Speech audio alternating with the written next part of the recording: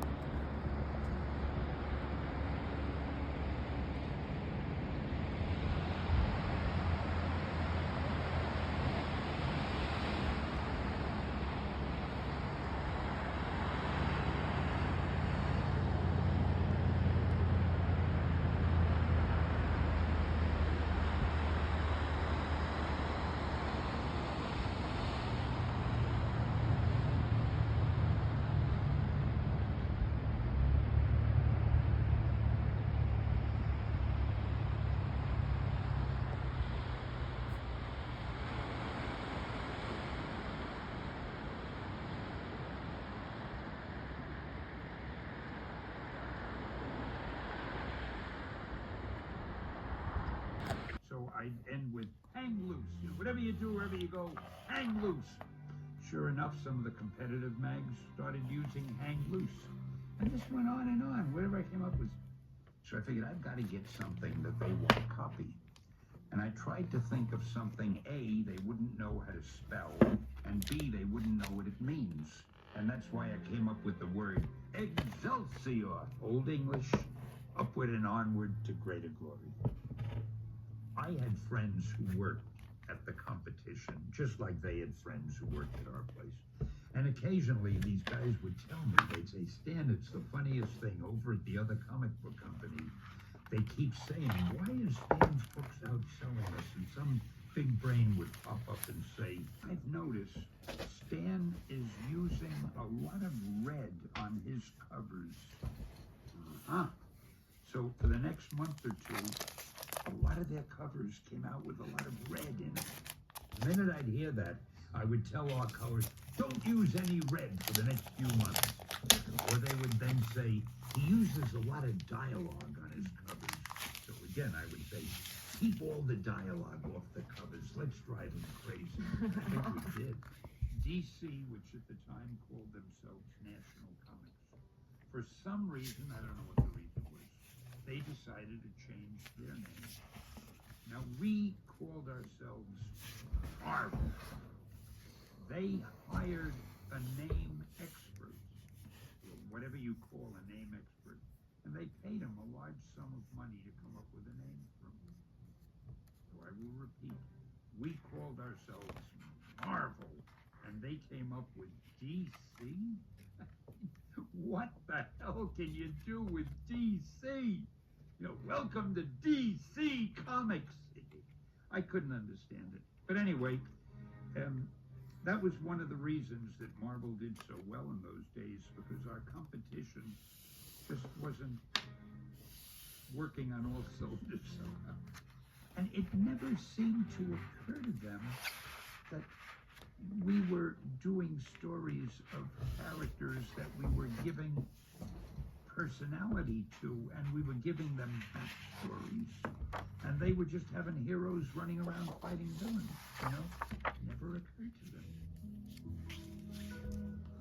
Who thinks up the costumes for your superheroes?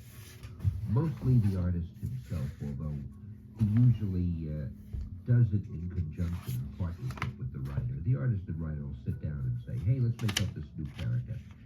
And the writer will say, gee, I sort of picture him wearing this type of a mask and this type of a cape and so forth. And the artist listens very attentively, then goes back and draws wherever he feels like anyway. It's always a constant battle between the artists. Hadn't done some of them because he was brilliant. In fact, all the artists were brilliant.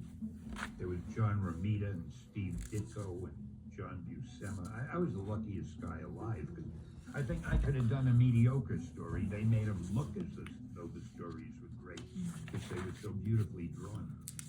A lot of the other books didn't even give credits. They never mentioned who wrote it, who drew it. It was just a script. Or sometimes they put the artist's name down.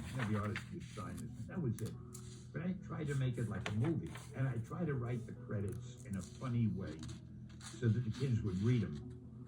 For example, written with passion by Stan Lee, drawn with enthusiasm by Jack Kirby, lettered with a scratchy pen point by Artie Simek. The last one was always something that was a different rhythm than the first two, you know. And I'd make the credits some sort of gag every time. The kids liked it. Rascally Roy Thomas. I've never lived that down. People keep asking me about that. I think you probably hated me the first day that I Well, wrote you that. experimented around for a while when I first came. There was Rollickin' Roy and two or I three like others. that too. I must And admit. I made up Roy the Boy to go understand the man in one place myself, just for the heck of it. It's Yeah. a funny thing about these nicknames. I started doing it years ago because I thought it was good promotion and it was good for imagery to the readers, and also because I have such a lousy memory for names, it helped me. We had so many people, it helped me remember who was who. I signed my name and the artist's name on every story that we did. So any story would say by Stan Lee and Jack Kirby, by Stan Lee and John Buscema, by Stan Lee and Steve Ditko, and John Romita, and on and on. So I guess if people read enough books and saw my name and all of them, they got to know me. I became like the living symbol of Marvel Comics. I was the one guy everybody knew, and they thought I was talking to them. Dan created a real bond with his audience, and he really had a personality that came across over the pages. He's sort of like, this avuncular uncle you wish you had. On television, it was Walt Disney. In comic books, it was Stan the Man. When I was a kid, I was a voracious reader. And one of the books that I read was The Adventures of Jerry Todd. And nobody ever heard of that except me. It's a series of books like The Hardy Boys or Nancy Drew. One thing the writer did at the end of the book, he had a couple of pages where he would talk to the reader and ask how the reader liked it and tell how he happened to write it. And of all the books I read, I felt I knew this writer because of those pages. I think he signed his name Leo Edwards. God knows if that was his real name, because nobody used their real name in those days. So I tried to get that feeling in the comics. I think it worked. Wherever I went, people would feel they knew me because they had been reading the books, you know? I've been asked, why do so many of your characters have the same letter in the first name as the second? It's Peter Parker, Bruce Banner, Reed Richards, and on and on. I have bad memory for names, so I try to give every one of my characters the same first letter as last letter. So if I remembered one of them, it would give me a clue to what the other name was. Sometimes I'd get a letter saying, I just read the latest Hulk. And don't you remember that the Hulk's name is Bruce Banner and not Bill Banner? So many of those things. And finally I decided I'm going to have fun with these things. And I said, I'm going to offer a no prize to anybody who finds an error. He had that sort of snarky humor. He would give away no prizes because people were always pointing out boo-boos and mistakes and stuff. I said, we can't afford to pay to give you a real prize, but we'll give you a no prize. And everybody wondered, what is a no prize? So I had envelopes made up, and we would write the person's name and address on the envelope, and I'd have a little note going diagonally along the front of the envelope that would say, congratulations, you're another lucky no prize winner. You'll find it enclosed. They'd open it up, the envelope was empty. After a while, they realized that no prize means you don't get a prize. One thing I tried to do in order to make being a Marvelite fun was have a club. But again, I don't like to do things in an ordinary way. I didn't want to put a notice in the magazine and say, hey, we formed a club, here's a coupon, sign it and join. I wanted to make it a fun thing. So I had a contest in my soapbox. I announced that we were going to form a club. I said I'd give a prize to anybody who could figure out what the name of the club was. And I gave them a hint. The initials were the MMMS. And we got a million letters. They mentioned a million things. Of course, none of them could guess the real name, which I finally announced was the Merry Marvel Marching Society. And then I would add, of course, we don't know where we're going, but we're on the way. And I tried to make it a fun thing. We had a membership card that would go to the members saying something, I forget the exact word, this will entitle you to absolutely nothing, but the privilege of being a Merry Marcher. And then, to make it very different, something you couldn't get in any other club, I marched most of the staff across the street to a recording studio. And I remember they were grumbling all the way. Why do we have to do this? We got our strips to do. The hell are we following Stan for? And what's he got us doing now? Anyway, we went up to the studio and we made a recording. We hadn't rehearsed. It was all ad-lib. I announced what we were and who we were, and I introduced Artie Simic, our letter. We had a little Merry Marvel Marcher ads that we send to people and a certificate that looked like a doctor's certificate or a graduation certificate, but when you read it, it was all nonsense, but it was very official looking. There was a fan who's quite a big writer now, named Mark Evania, and he sent me a letter, a fan letter, and he said, what you ought to do is have the ranks of Marveldom. Like you ought to have it. And he had a bunch of initials. And I can't remember what they are now, like a real frantic one, an RFO, and each set of initials meant something. The more books you bought a month gave you letters that would make you a higher rank. And those became known as the ranks of Marveldom, and I thought that was a good idea. I felt like a king taking a sword and tapping somebody kneeling in front of me on the shoulder. I would make somebody an RFO member or this or that, and I'd get a lot of mail from the readers saying, I'm now at this stage, can I be elevated to this stage because I'm buying an extra 2 books a month? And out of the goodness of my heart, I would elevate them. After a while, Martin Goodman, he said, I don't want the club anymore. It's wasting too much of your time. I said, it's great. Everybody loves it. We're having fun. He said, no, I want you all to spend time doing the books. We had to drop it. Years later, I wanted to try another club. So I did the same thing. I came up with the name Boom, which of course stood for Friends of Old Marvel. And we got a lot of members, but again, Martin wasn't really behind it, and that dropped.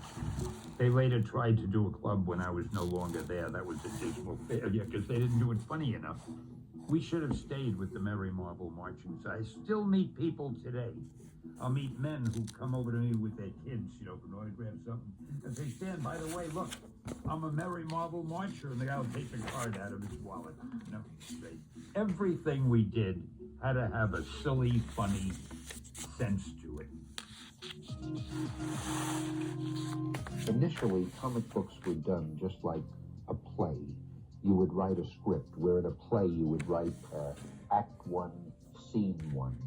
The protagonist enters from stage left and does so and such. With a comic, we would write Page 1, Panel 1. The superhero enters from a doorway and leaps through a window. So, but it was the same format, and then you put the dialogue in, following the stage directions. I didn't have time after a while to write them all. And these guys like Kirby and Ditko and Buscema and Romita, they were so good at story. They could tell a story with pictures so beautifully. So I would just say to them things like, to Kirby, I'd say, look, for the next Fantastic Four, let's have Dr. Doom kidnap Sue Storm and bring her to Latveria, and they have to go and rescue her, and I'd give them a few more details. Or I would write an outline on a page or 2 pages or a few paragraphs. And I'd say, you go ahead and draw it any way you want. Doesn't matter. I'll put the words in and tie it all together. And they did that. Very often, the artist would bring my story back and would have changed it so much I could hardly recognize it. Working that